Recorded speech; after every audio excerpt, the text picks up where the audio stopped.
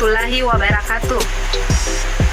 Perkenalkan, saya Nur Mutmainnah dari Prodi Akuntansi Fakultas Ekonomi dan Bisnis Universitas Muhammadiyah Makassar.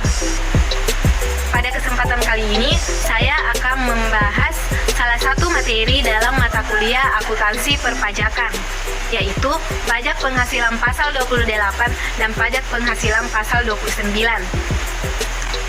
Baiklah, yang pertama tentunya kita harus mengetahui apa sih pajak penghasilan pasal 28 dan pajak penghasilan pasal 29 itu. Pajak penghasilan pasal 28 adalah kelebihan pembayaran pajak pada akhir tahun. Pasal 28 membahas mengenai pengurangan pajak yang terutang.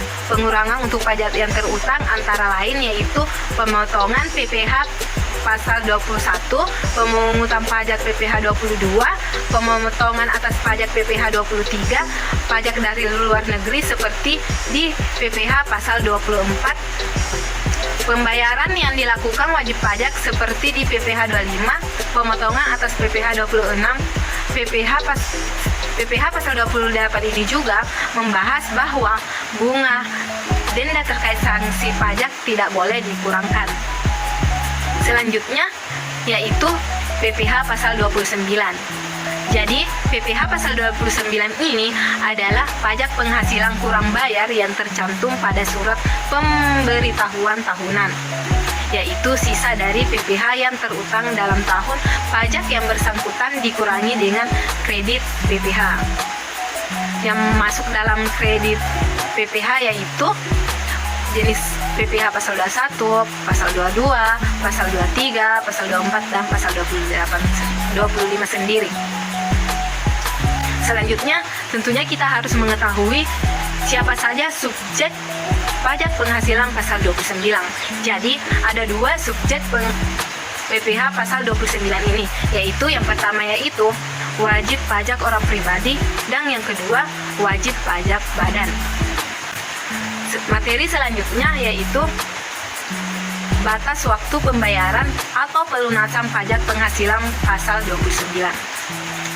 Jadi, yang pertama untuk wajib pajak orang pribadi. Untuk wajib pajak orang pribadi ini, kekurangan pajak yang merupakan pajak penghasilan pasal 20 ini harus dilunasi paling lama tanggal 31 Maret jika tahun buku sama dengan tahun kalender. Dan jika tahun buku tidak sama dengan kalender, misalnya dimulai dari tanggal 1 Agustus hingga 31 Juli tahun depan, maka kekurangan pajak harus dilunasi paling lambat tanggal 31 Oktober. Yang kedua, untuk wajib pajak badan. Pajak penghasilan pasal 29 ini harus dibayarkan setelah tahun pajak berakhir atau tanggal 30 April. Apabila tahun buku tidak sama dengan tahun kalender, misalnya dimulai pada tanggal 1 Agustus hingga 31 Juli tahun depan, maka kekurangan pajak harus dilunasi paling lambat tanggal 30 November. Selanjutnya yang harus kita ketahui tentunya yaitu tarif PPh pasal 29 ini. Yang pertama, wajib pajak orang pribadi pengusaha tertentu. Jadi tarifnya yaitu dalam PPh pasal 29 yang harus dilunasi yaitu PPh yang masih terutang dikurang PPh 25 yang sudah dilunasi. Dan untuk mencari PPh 25 yang sudah dilunasi ini yaitu dengan cara 0,75 dikali jumlah penghasilan atau omsetnya per bulan. Yang kedua, bagi wajib pajak badan. Tarifnya itu yaitu angsuran PPh 25 itu sama dengan PPh yang terutang tahun lalu dan dikali 12.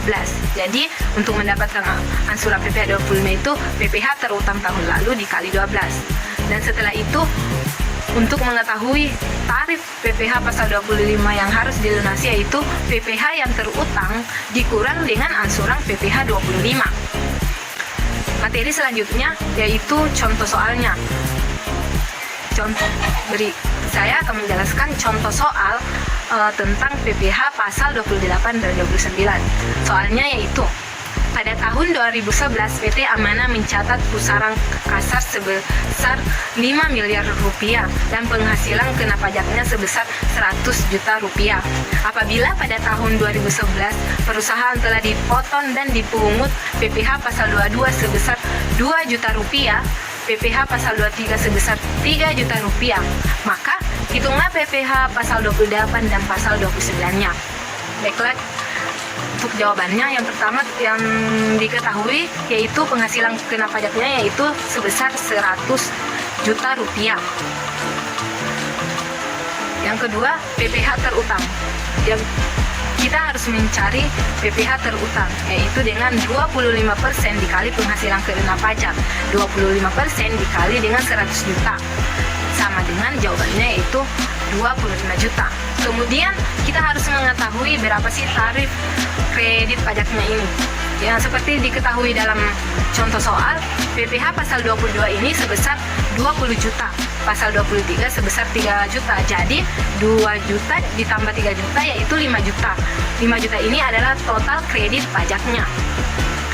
Jadi PPh terutang sebesar 25 juta dikurang dengan total kredit pajaknya yaitu sebesar 20 juta.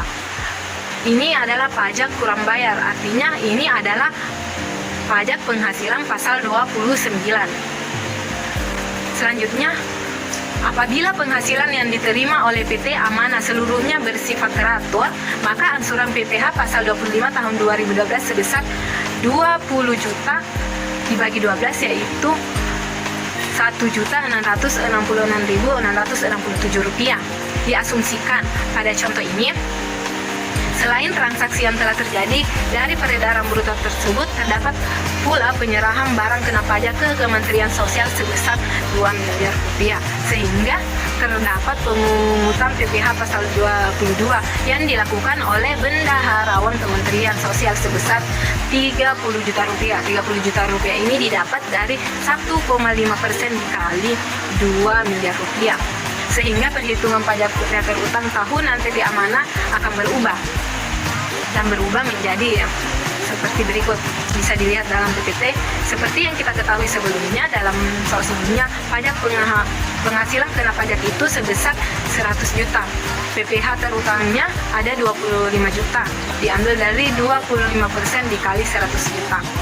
Dan kredit pajaknya yaitu PPh pasal 22 sebesar 32 juta. Jadi 32 juta ini kita ambil dari soal sebelumnya yaitu PPh yang telah dipotong oleh bendahara Kementerian Sosial 30 juta ditambah dengan soal sebelumnya PPh pasal 22-nya ada 2 juta, jadi 32 juta. Kemudian pasal 23 seperti sebelumnya yaitu sebesar 3 juta. Jadi pasal 22 ditambah pasal 23 sebesar 35 juta. Jadi kredit pajaknya ini ada 35 juta. Seperti yang kita ketahui, PPh terutangnya ada 25 juta dan dikurang dengan kredit pajaknya mendapatkan minus 10 juta.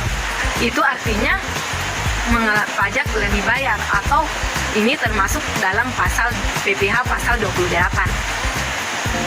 Selanjutnya, jurnalnya yaitu untuk PPh pasal 29 ini jurnalnya yaitu utang PPh pasal 29 pada debit sebesar 20 juta dan pada kredit kas dan bank sebesar 20 juta. Dan jurnal untuk PPh pasal 28 itu untuk debit kas dan bank sebesar 10 juta dan kredit yaitu PPh pasal piutang PPh pasal 28 sebesar 10 juta. Baiklah, sekian penyampaian dari materi pajak penghasilan pasal 28 dan pajak penghasilan pasal 29. Lebih kurangnya mohon dimaafkan. Terima kasih. Assalamualaikum warahmatullahi wabarakatuh.